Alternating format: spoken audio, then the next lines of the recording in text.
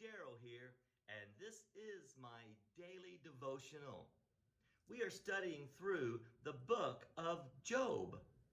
And as you know, God let the hedge of protection around Job to fall, that Satan would come and torture him.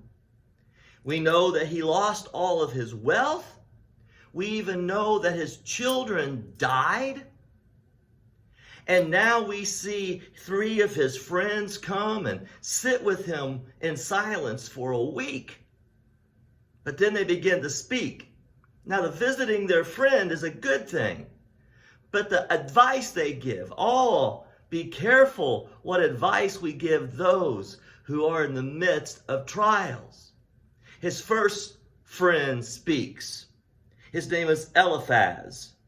And Eliphaz basically says, only evil people suffer. Boy, that is not good advice. Because sometimes those who are not evil, sometimes those who are right with God, who are born again even, they suffer. But he said, only the evil suffer. And then he says what we often say that we probably should never ever say. In chapter 5 of verse 8 he says, but if it were I would appeal to God and I would lay my cause before him. In other words, he says, if I was you, I'd go to God and say, what have I done wrong, and repent of that. But we know that the Bible describes Job as that upstanding person. Chapter 1, verse 1 says, this man was blameless and upright. He feared God and shunned evil. And so Job responded to Eliphaz and said, I've not done anything wrong. What kind of friend are you to accuse me of doing anything to deserve this destruction in my life? And so we move on to the next friend, Bildad. Bildad begins to speak.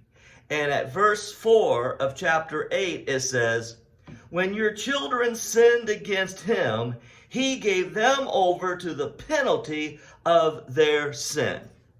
Now, if you remember back in chapter 1, we learned that his 7 sons and 3 daughters were real party animals. They would go to each other's house and for days and even weeks at a time would have their drunken parties. Fact is, Job would go to prayer for them and he would intercede that they might not sin in their drunkenness.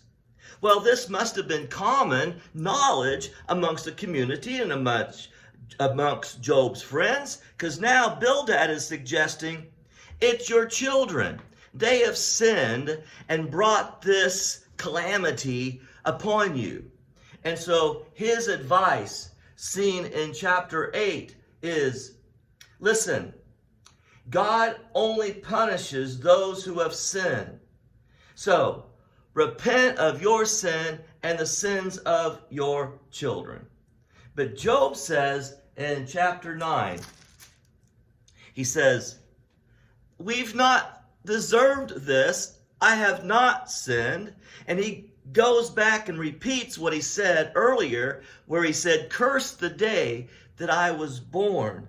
Because in chapter 10, Job says, I loathe my very life. Therefore, I will give free rein to my complaint and speak out in the bitterness. And then at verse 18, why then did you bring me out of the womb? I wish I had died before any eye saw me. He was in great distress, even cursing the day he was born, due to all the calamities. But his friends weren't helping him, as they were all accusing him of sin and his children of the sin. He says in verse 33 of chapter 9, if only there were someone to arbitrate between us. Man, I love that verse. This is a type of messianic prophecy, because Jesus is the one who came to arbitrate between man and God. And he says, man, if I only had someone that could arbitrate between me and God, then I might know why I suffer so. So he's getting advice from his friends. His friends' advice is not great, and it's causing him to be in this depressive state where he's even wishing he hadn't been born. So we're going to continue this week, and we're going to finally see how all this comes to a conclusion with a really good, positive ending. God bless you. Good day.